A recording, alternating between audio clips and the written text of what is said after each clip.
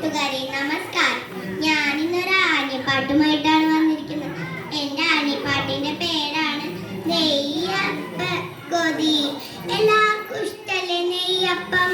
നെയ്യപ്പ ആരെങ്കിലും ഉണ്ടോ?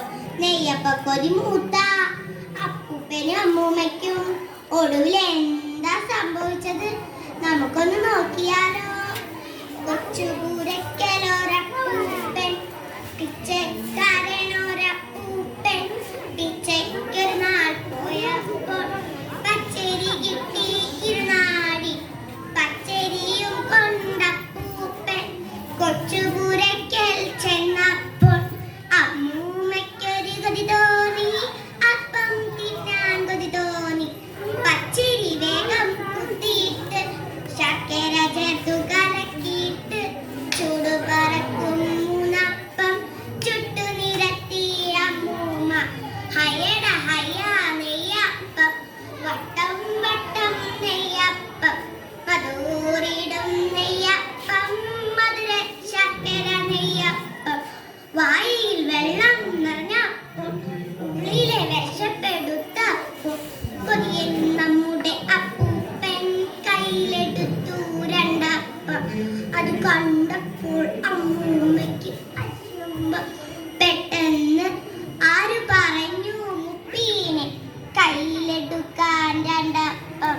ഹമ്പടി കള്ളി കൊതിയെത്തി കുമ്പകുലുക്കി തുള്ളാതെ എനിക്കു വേണം രണ്ടപ്പം വാശി പിടിച്ചു അപ്പൂപ്പൻ. തീപ്പുകയാക്കിയ ഞാനല്ലേ, അപ്പം ചുട്ടതു ഞാനല്ലേ, എനിക്കു വേണം രണ്ടപ്പം വിളിച്ചു കൂവി അമ്മു. ഇവരു രണ്ടാളും വാശിയിലായി. വാശി മുറുകിയിട്ടടിപ്പിടിയ അമ്മൂമ്മയ്ക്കൊരു കടി കിട്ടി, അപ്പൂപ്പനൊരു തൊഴി കിട്ടി. അടിയും ഇടിയും കൊണ്ടപ്പോൾ അടിപിടി ഇടിപിടി മൂത്തപ്പോൾ നല്ലൊരു പോംവഴി കണ്ടെത്തി വില്ലൻ നമ്മുടെ അപ്പൂപ്പൻ. ഒത്തിരി രണ്ടാൾക്കും കുത്തിയിരിക്കാൻ മിണ്ടാതെ.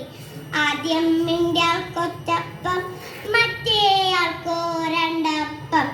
അമ്മൂമ്മയ്ക്കതു സമ്മതമായി.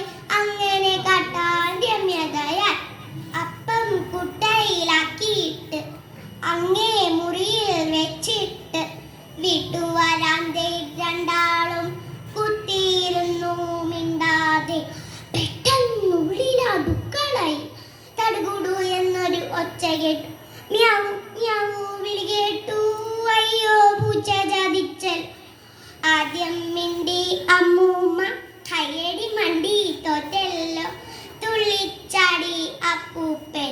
ഇവരു രണ്ടാളും വേഗത്തിൽ തുള്ളിച്ചാടി ചെന്നപ്പോൾ കുട്ടമറിഞ്ഞു കിടപ്പുണ്ടേ, കുട്ടൊഴിഞ്ഞു കിടപ്പുണ്ടേ. ഉണ്ട കണ്ണും കാട്ടിയിട്ട് ചുണ്ടും നക്കി നുണങ്ങിയിട്ട് ജനലും ചാടി മറിഞ്ഞല്ലോ കള്ളിപ്പൂച്ചകാരി പൂച്ച. ഒഴിഞ്ഞ കുട്ടയിൽ നോക്കിയിട്ട് ഒട്ടിയ വയറും തടവിയിട്ട് മെല്ലെ നടന്നു രണ്ടാളും പായ വിരിച്ചു കിടപ്പാനായി. പാവ അപ്പൂപ്പനും അമ്മൂമ്മയും വഴക്കിട്ടതുകൊണ്ടല്ല അവർക്ക് ഇങ്ങനെ സംഭവിച്ചത്. വഴക്കൊന്നിനൊരു പരിഹാരമല്ല. വഴക്ക് നമ്മൾ ആപത്തിലേക്കേ നയിക്കും. നന്ദി, നമസ്കാരം.